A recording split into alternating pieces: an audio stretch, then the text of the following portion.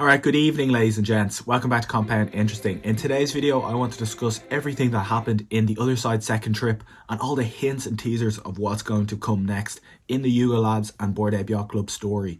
And I want to also say everything I liked about the second trip and everything I didn't like, if the other side, if it's a good look for the other side. So firstly, what happened in the second trip? At first, we were waiting in a lobby for about an hour.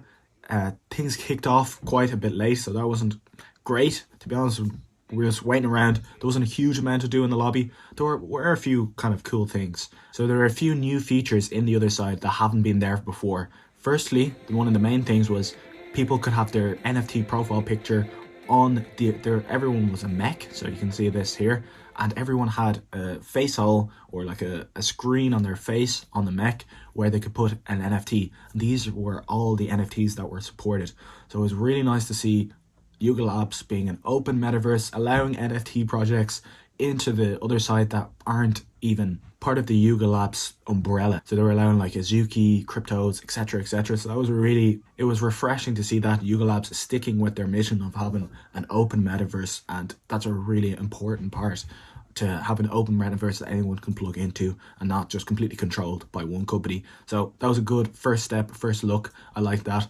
The other things you could do in the waiting area, you could talk. So you could talk to people near you. So you can only hear people who are nearby. So that was nice. And you could also type.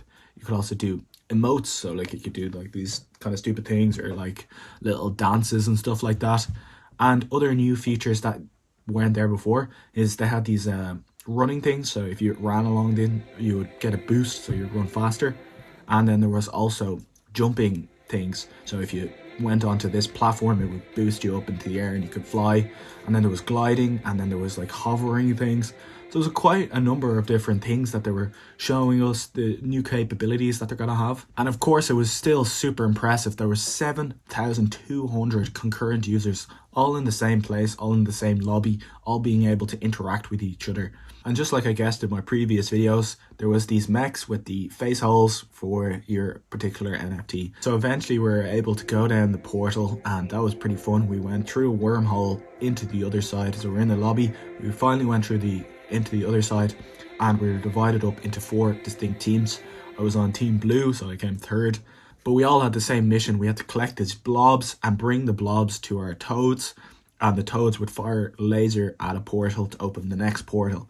So yeah, it was what was really nice about the experience, the atmosphere in the other side, and not like the atmosphere created by people, more like the atmosphere of the landscape was really like the imagination and creativity of it.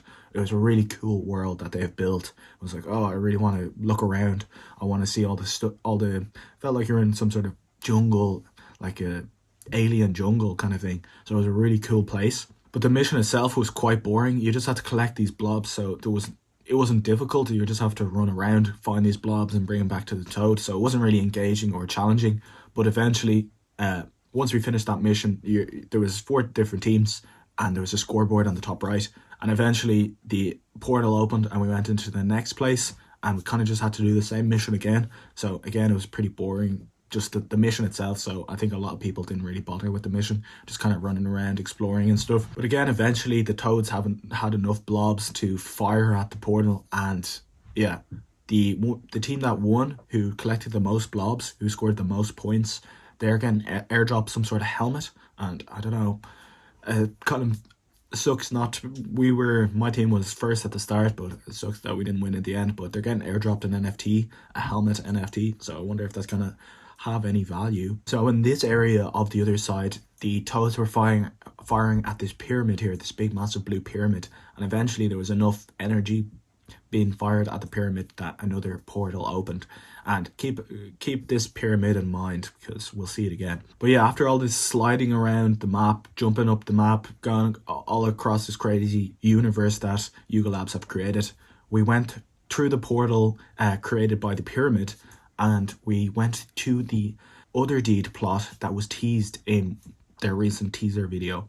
So this is the Otherside plot from the teaser video a while ago, and we actually got to go into that Otherside plot, all 7,000 of us, and that was really, really cool. And again, you could experience how massive this one other deed plot is. Now, I wasn't sure when I was in there, is this one other deed plot? Because the area was absolutely enormous, and if there's supposed to be 100,000 other deed plots, and eventually 200,000 other deed plots, like the Otherside is going to be absolutely massive.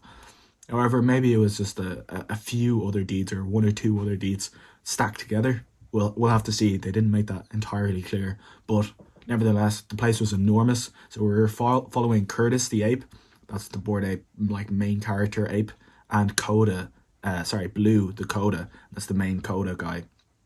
And Coda was talking in his own native language to Curtis the ape, and Curtis could decipher him. Okay, so if you remember from that teaser video of this other deed plot, they arrived into the skull of some sort of prehistoric animal. So they arrived into the skull, and there was some glowing object and some mysterious noise. So maybe this glowing object, what could it have been? I think perhaps it was a dragon egg. Also in the news site, they release news articles every once in a while, the news site does, and they said, what's that sound and what's that object? And they were like, in the second trip, we're going to introduce you to new characters. So what's this sound? What's this glowing object? And eventually, at the end of the trip, we were introduced to a particular new character. So I'll show you here. But yeah, that moment when we were all looking up at Curtis, and then this enormous dragon just appears and roars at everyone. Everyone was pretty much freaking out, myself included. But yeah, it was a really cool experience. Everyone was like, what the hell is going on? What is that? It was really, for some reason, it was just really well done. Even though you're looking at a computer screen, you really felt immersed in the experience, and this dragon just looked enormous, even though it was just on your screen. But yeah, it was a really cool experience, really cool walking around there, and the world that they built is absolutely amazing, I must say. And that dragon was such a cool way to end, well, almost finish the experience. There was one last experience to happen in the Otherside, or the second trip. So when this dragon started roaring at us, we all got sucked up. We didn't do anything, but we just got sucked up to another portal. So it was just portals everywhere. But anyway, we got sucked up to another portal, and we're all looking across, and then there was a massive meteor shower. And listen to what Curtis the Eighth says about the meteor shower. Whoa, whoa, whoa, look, Blue, a meteor shower. Wow. Oh, it's beautiful. What? All those are vessels? Here to save the day? Here to save me? Oh, there's so many. It's beautiful. It's beautiful. So what are these meteors? Apparently they're vessels, and they're here to save the day. Now, here's another connection to 10KTF. So 10KTF have been really wrapped up in this story, if you've noticed. So firstly, let's share some photos that 10KTF have shared, and that's a project that was bought by Yuga Labs. So first you can see Neo Tokyo just chilling here. They shared this photo on Twitter. So this is just New Tokyo, the 10KTF story, the 10KTF universe. It's on floating lands, and you can just see it here. Everything's going smoothly, but then a little black dot appears, gets bigger and bigger, and eventually New Tokyo is sucked through this wormhole. And where does it end up? It ends up in the other side. And why is it the other side? Well, if you notice at the bottom of the picture, you can see that blue pyramid that we saw at the start. And the other cool thing that a lot of people noticed, or a few people noticed, when we were in the second trip, when we were at that blue pyramid, if you looked in the sky, you could see 10KTF floating up there. You could see New Tokyo floating up in the sky from the other side in the second trip. So that was really, really cool. And the other thing 10KTF shared a while ago is these photos. Firstly saying, okay, so this tablet holds the ultimate power. And with great power comes great responsibility, and some sort of anagram that we have to work out. And what does the anagram work out as? It works out as meteor, and there was a meteor shower in the second trip. So this is all tied together. So what are these meteors? What is this ultimate power? What is this ultimate power that's coming to save the day? So in my speculation, I'd say it's either Codas or it's mechs, or maybe some sort of energy source. But whatever it is, it's good for us, whatever side we happen to be on.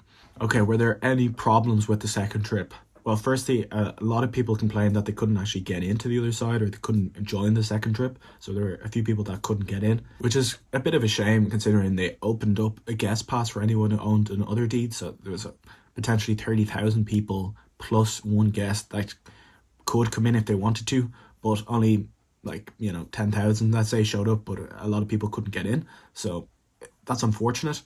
But I guess Yuga Labs are testing in public, and they're testing with these trips and these experiences. It's pretty likely that something is going to go wrong potentially, or there might be delays or something. So you can't fault them too much because they built this within 1 year, and the likes of Fortnite took 6 years to build. They've built this pretty amazing world within 1 year, and they're testing out in public and having all these people streaming at the exact same time. It's pretty impressive. But again, we can't just say, oh, it was absolutely perfect. And again, the game itself of collecting the blobs was pretty boring after a while because we were doing it for ages. And when you're playing a game, you want it to be a bit more challenging. You want it to be not just like running around a map collecting blobs.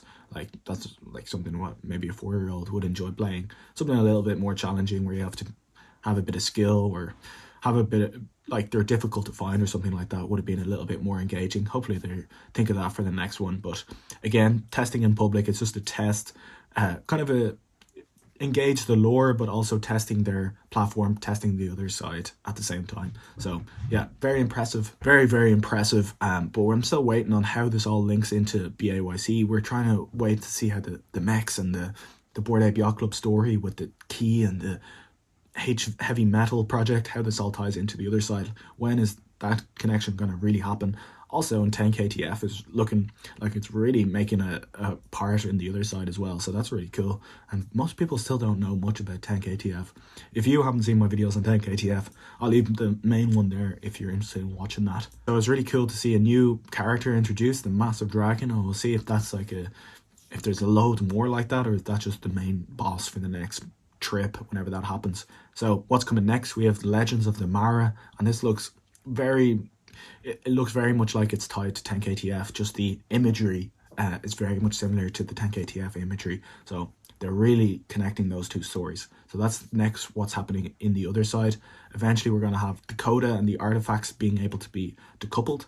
But yeah, it was a really fun experience diving into the other side. I'm so excited for the next trips. I really recommend anyone who has another deed to come into the next trip whenever that happens. I really hope you enjoyed the video anyway, and thank you so much for watching. See ya.